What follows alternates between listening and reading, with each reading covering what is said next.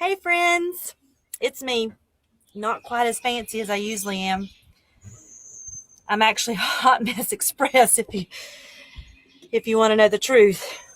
We have our deck and it's seen its better days, and we're doing some renovations and trying to make it look a little bit better. But the thing I knew about when we got started with this is that to make the deck look better, I'm going to have to make a mess. Okay, we're going to have messes. I know some of you guys have been cleaning out closets. I know I have a huge pile of things I want to donate, things I want to take to people, but nothing's open right now. So it's in my house, a big mess. But you got to make a mess to make something better. Okay? Which led me to thinking about messes. Messes. I am a hot mess on the outside for sure. 100%. I am a hot mess. However, sometimes I'm a hot mess on the inside too. And sometimes it's situations that are presented that make us a hot mess. Sometimes our own sin makes us a hot mess. I know that one's hard to admit, but sometimes we do. We cause our own selves to be in hot messes. One thing I've learned as I've gotten older is that those hot messes sometimes turn out to be some of the biggest blessings I've ever had. And sometimes, back when I was smaller, if a hot mess would happen, a mess in my life, either I caused it or someone caused it on me, I always thought I could fix it. There was something I could do to fix this. Well, as I've grown older, I've also turned to the Lord more to fix it. Because I can't fix this mess all the time. Just like this, I can't actually fix this mess. I'm going to have something to help me fix this mess. I'm going to have some kind of cleaner to get all of this paint off of me. Well, God's kind of your cleaner. You're not going to get it off all by yourself.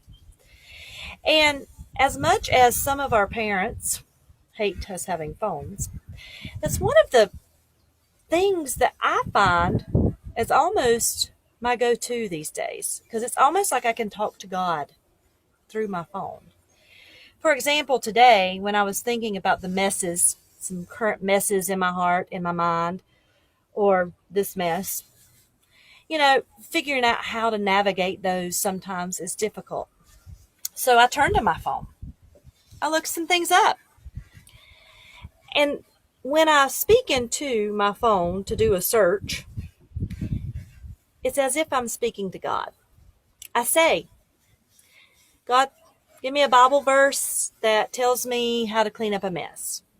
Give me a Bible verse that helps me with jealousy. Give me a Bible verse that helps me with faith. Okay? Just however I'm feeling that day. Give me a Bible verse that helps me with Thanksgiving. That's a good one too. I mean, we don't always have to go to him with troubles. But in this, with us having a mess in our hearts and our minds, we can turn to God for other things. And I looked it up. I asked that. And this is what I come up with. What God told me through my phone. One of the graphics that I came across said, only God can turn a mess into a message, a test into a testimony, a trial into triumph, and a victim into victory. Think about that for a minute. Another verse that popped up when I did this on the search was Romans 8:28. It said, God promises to make something good out of the storms that bring devastation into our lives. Now again, sometimes we cause the mess. I've definitely caused the mess here. It's going to be something good once I'm finished with this mess. Sometimes our sin causes mess in our heart, and we have to turn to him and know that he's going to forgive us. Sometimes others cause devastation in our lives.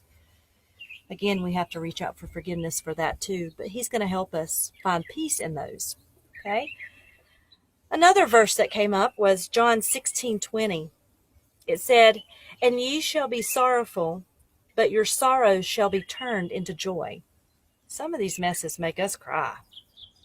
No doubt about it. We cry, sometimes for days, sometimes for months. Sometimes we have to reach out for help. God will let you know what you need. God will let you know who to go to for that help. God will lead you to the right verse to read on your phone, read in your Bible. God will lead you to how to fix that, whether you cause the mess or someone caused the mess for you. You won't be sorrowful forever. And then this was a neat verse as well. By wisdom a house is built, and by understanding it is established. By knowledge the rooms are filled with all precious and pleasant riches. Proverbs 24:3-4. Now that doesn't mean it's filled with money. Many times we think riches is money.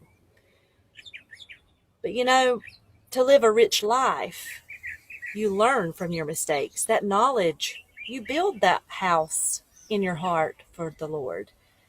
The knowledge that He wants you to know. Look it up. Ask. Ask God. Ask God which Bible verses you need to read the most. And I feel like that leads us to one of my favorite prayers. It's the serenity prayer. God, grant me the serenity to accept the things I cannot change. Some of our messes are things that are not going to change. We're going to have to accept them and find peace with them. God, grant me the courage to change the things that I can. If you know you've messed up, or you know someone has messed up and you can fix it, you don't have to stay a hot mess express forever. Change it. Fix it. He'll lead you to the right answers. You can do it. And the wisdom to know the difference. Ask Him, is this something I can fix, or is this something I just need to accept and know that you're going to give me peace for? Okay? So, I hope this Hot Mess Express, this messy painting girl here, can help you understand that whether you've caused a mess, whether someone else has caused a mess and you're going through hard waters or tough waters now, God will see you through it in His time and in His way. Reach out. He'll help you. I'll see you later. Bye, guys.